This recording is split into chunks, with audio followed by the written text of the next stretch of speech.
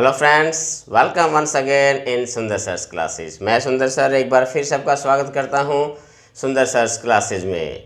तो चलिए फ्रेंड्स, देखते हैं क्या है विशेष आज के इस वीडियो में।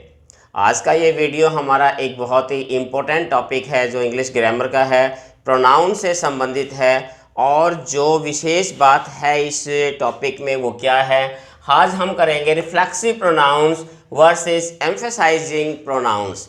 देखिए, बहुत से कंफ्यूज हो जाते हैं स्टूडेंट्स इन दोनों प्रोनाउंस में, और दोनों प्रोनाउंस को लगभग स्टूडेंट्स जो है वो एक ही चीज़ समझ लेते हैं। तो आज की इस वीडियो में मैं आपको बताऊंगा कि हमारे पास जो है एम्फेसाइजिंग प्रोनाउन या फिर रिफ्लेक्सिव प्रोनाउंस में क्या अंतर होता है। हालांकि दोनों का स्ट्रक्चर एक होता है, दोनों ही एक ही प्रकार से बनते हैं, लेकिन फिर भी इन दोनों में काफ़ी अंतर है। अक्सर जो है, देखिए, मेरा जो ये सीरीज़ जो मेरे पिछले कुछ दिनों से या 1 वीक से जो मैंने शुरू की हुई है, तो इस वीक में मैं आपके सामने कुछ ऐसे चुनिंदा टॉपिक्स लेके आ रहा हूँ लगातार। हर वीडियो में मैंने जो है किसी एक कॉम्प्लिकेटेड टॉपिक को चुना है जिसके अंदर अक्सर आपको कन्फ्यूजन होता है, स्टूडेंट्स को प्रॉब्लम्स होती है। तो मैंने उसी टॉपिक्स को ही चुना है ताकि आपके जो डाउट्स हैं या आपकी जो प्रॉब्लम्स है वो किसी प्रकार से सॉल्व हो सके। तो इसी कड़ी में ही आज का ये वीडियो भी एक इसी श्रृंखला को आगे बढ़ाता हुआ जो है आपका जो कन्फ्यूजन है रिफ्लेक्सिव और एम्फेसाइजिंग प्रोनाउंस के बीच में, मैं उसमें दूर करने का प्रयास करूंगा। तो चलिए स्टूडेंट्स, शुरू करते हैं अपनी ये वीडियो।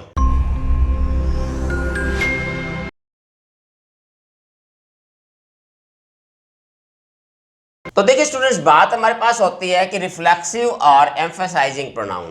पहली बात तो ये है कि ये होते क्या हैं, कैसे बनते हैं। तो अगर आप इस स्टेटमेंट को देखें, यहाँ मैंने लिखा हुआ है, reflexive and emphasizing pronouns are made by adding self in singular and selves in plural.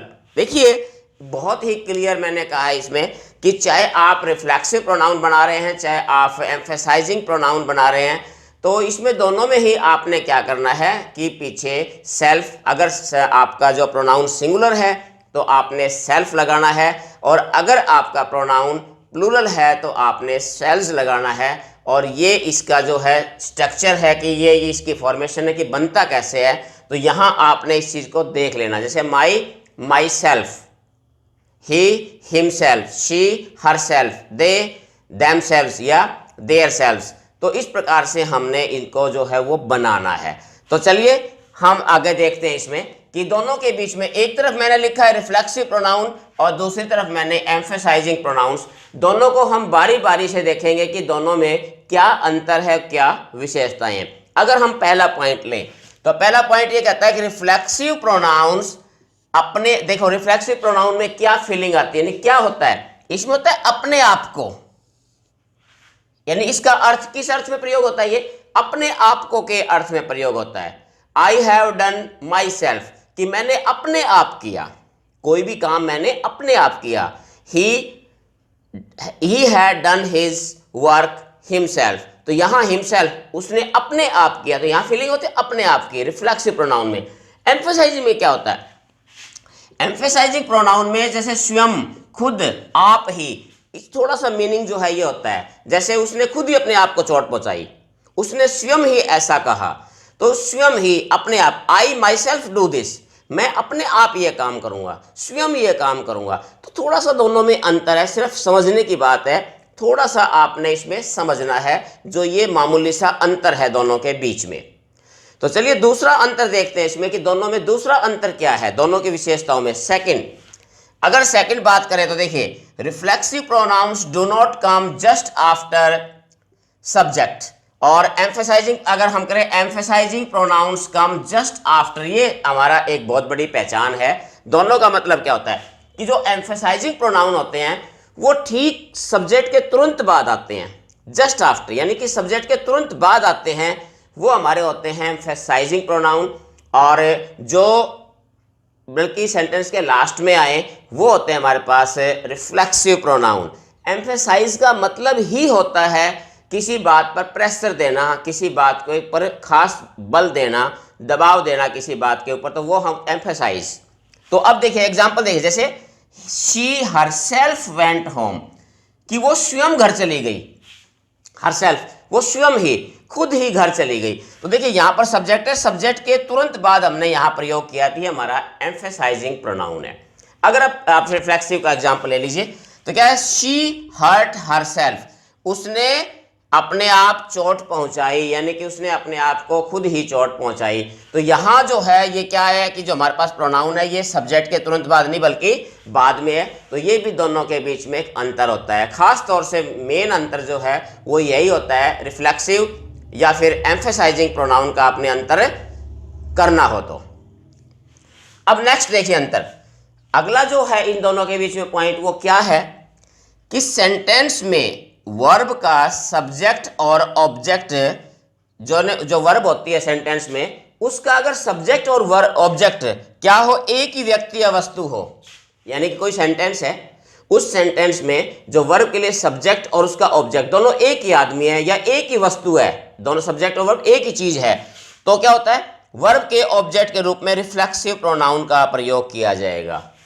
यानी कि सब्जेक्ट सेम रिपीट नहीं होगा, दूसरे जो ऑब्जेक्ट के स्थान पर जो यूज होगा वो रिफ्लेक्सिव प्रोनाउन यूज होगा, ना कि सब्जेक्ट ही दोबारा रिपीट होगा। एग्जांपल देखिए इसका, देखिए जैसे कहता है राजू रूइंड राजू, यानी राजू ने किसको बर्बाद किया, राजू को। यानी इसमें क्या है कि जो सब्जेक्ट और ऑब्जेक्ट क्या है, दोनों एक ही व्यक्ति हैं। तो इसीलिए कहा गया कि अगर दोनों एक ही व्यक्ति या एक ही चीज हो तो जो दूसरा हमारे पास जो ये राजू आया जो ऑब्जेक्ट है, ऑब्जेक्ट के स्थान पे क्या हो जाएगा, रिफ्लेक्सिव प्रोनाउन का प्रयोग किया जाएगा। क्या हो जाएगा, राजू रूइंड हिमसेल्फ। ये चीज आपने ध्यान रखनी है, रिफ्लेक्सिव प्रोनाउन का यही मतलब होता है। यहां कि फिर बता दूं आपको कि अगर किसी सेंटेंस में वर्ब का सब्जेक्ट और ऑब्जेक्ट एक ही चीज या एक ही व्यक्ति है तो वर्ब के ऑब्जेक्ट के रूप में सेम रिपीट नहीं होगा बल्कि उसका रिफ्लेक्सिव प्रोनाउन ही प्रयोग किया जाएगा। ये आपने ध्यान रखना है। अब हम बात करते हैं हमारा एम्फेसाइजिंग प्रोनाउंस में। एम्फेसाइज प्रोनाउन का यूज जो है वर्ब के ऑब्जेक्ट के रूप में नहीं होता, ये प्रेपोजिशन के ऑब्जेक्ट के रूप में ही होता है। ये एक इंपॉर्टेंट पॉइंट आपने नोट कर लेना है कि जो एम्फेसाइजिंग प्रोनाउन होते हैं वो कभी भी वर्ब के ऑब्जेक्ट के रूप में नहीं आते बल्कि प्रेपोजिशन के ऑब्जेक्ट के रूप में प्रयोग किए जाते हैं। इस चीज का आपने ध्यान करना है। एग्जाम्पल से आप समझ सकते हैं। एग्जाम्पल देखिए इसका, ही lives in this house by himself, यानी कि वो स्वयं ही उस घर में रहता है। तो यहां पर हमारे पास जो है ये नहीं है he lives in this house himself, नहीं बाय हिमसेल्फ अगर, तो ये हमारे पास अब रिफ्लेक्सिव नहीं बल्कि क्या है, ये एम्फेसाइजिंग प्रोनाउन है। यानी इस बात को दर्शाने पर बल दिया गया, इस बात पे बल दिया गया, फोर्स किया गया है कि उस घर के अंदर जो है वो स्वयं ही रहता है। तो यहां पर जो है ये क्या है, एम्फेसाइज किया गया है, इस सेंटेंस को एम्फेसिस किया गया, इसलिए वजह से इस जो है हिमसेल्फ हमारा क्या है, ये एम्फेसाइजिंग प्रोनाउन है। और यही है कि ऑब्जेक्ट के रूप में नहीं आता कभी भी ये, बल्कि प्रेपोजिशन के ऑब्जेक्ट के रूप में प्रयोग किया जाता है।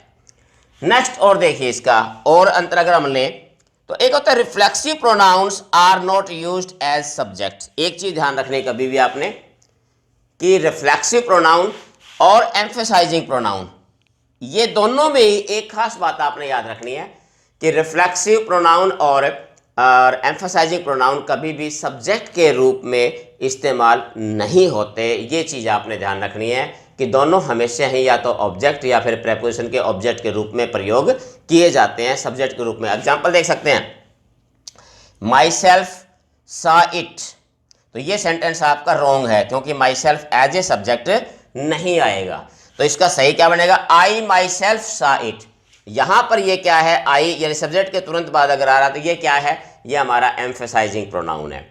दूसरा एग्जांपल आप देख सकते हैं, जैसे ही वेस्टेड हरसेल्फ, अगर इसको करें माई सेल्फ वेस्टेड, तो यहां पर क्या है, माई सेल्फ या हरसेल्फ वेस्टेड, तो यहां ये सेंटेंस आपका रॉन्ग होगा क्योंकि यहां हमने जो रिफ्लेक्सिव या एम्फेसाइजिंग प्रोनाउन है उनको आप एज ए सब्जेक्ट यूज नहीं कर सकते।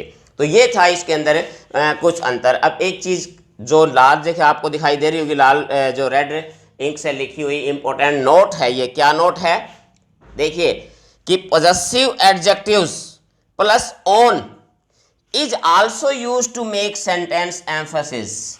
इसका मतलब क्या होता है? इसका मतलब ये होता है कि अगर हमें सेंटेंस को एम्फेसिस करना है, सेंटेंस पे बल देना है, किसी बात पे हमने विशेष जोर देना है, अगर सेंटेंस को हमने एम्फेसाइज करना है, तो उसके लिए कहता है कि आप एम्फेसाइज, जो एम्फेसाइजिंग प्रोनाउंस है उसके स्थान पर आप एडजेक्टिव प्लस ऑन, यानी पॉजेसिव एडजेक्टिव प्लस ऑन का प्रयोग करके भी आप ठीक एम्फेसाइजिंग प्रोनाउन का काम ले सकते हैं। एग्जाम्पल देख सकते हैं, जैसे I live on my on. तो यह देखिए, ये हमारे पास पॉजेसिव प्रोनाउन है, ये प्लस ऑन है, यानी possessive sorry adjective, possessive adjective plus possessive या सर ऑन, तो ये दोनों अगर मिल जाते हैं तो भी ये आपका क्या बन जाता है? ये एम्फेसाइजिंग हो जाता है, ये एम्फेसिस जो है ये बन जाता है सेंटेंस। और आपका जो ये काम है, यानी कि पॉजेसिव एडजेक्टिव प्लस ऑन जो है, is just works as an emphasizing pronoun. तो आपने ये भी ध्यान रखना कि भाई ऑन लगाने के बाद भी, जैसे I will do it my on, यानी मैं अपने आप करूँगा। तो इस प्रकार से आप कोई भी जो एम्फेसाइजिंग प्रोनाउन का है उसकी जगह पर आप पॉजेसिव एडजेक्टिव प्लस ऑन का प्रयोग भी कर सकते हैं, इससे भी सेंटेंस एम्फेसाइज हो जाता है। तो स्टूडेंट्स, ये था आज का मेरा टॉपिक कि आज के इस विषय में मैंने आपको बताया है कि एम्फेसाइजिंग और जो रिफ्लेक्सिव प्रोनाउन है दोनों क्या होते हैं, कैसे बनते हैं, और दोनों में विशेष तौर पे क्या अंतर है, दोनों किस प्रकार से सेंटेंस में प्रयोग किए जाते हैं। उम्मीद करता हूं कि जो चीज़ मैंने बताने का प्रयास किया है वो आपको अवश्य समझ में आई होगी। अगर फिर भी किसी प्रकार की कोई प्रॉब्लम होती है, कोई चीज़ है, तो आप मुझे ज़रूर कमेंट करके बताएंगे कि ये वीडियो आपको कैसे लगी। तो स्टूडेंट्स, उम्मीद करता हूं कि आप लगातार इसी प्रकार से मेरे साथ बने रहेंगे और इसी प्रकार से नई नई वीडियोज़ आप देखते रहेंगे। मेरा प्रयास सिर्फ यही है कि किसी भी प्रकार से मैं आपकी मदद कर सकूं। इंग्लिश के अंदर जो आपकी प्रॉब्लम्स है, जो आपकी कन्फ्यूजन्स हैं, या जो भी आपकी प्रॉब्लम्स, जो भी आपको समस्याएं आती हैं, तो मैं उनको जो है दूर कर सकूं। तो स्टूडेंट्स, फिर मिलते हैं एक और इसी प्रकार की वीडियोज़ के साथ। तब तक have a nice day. Thank you.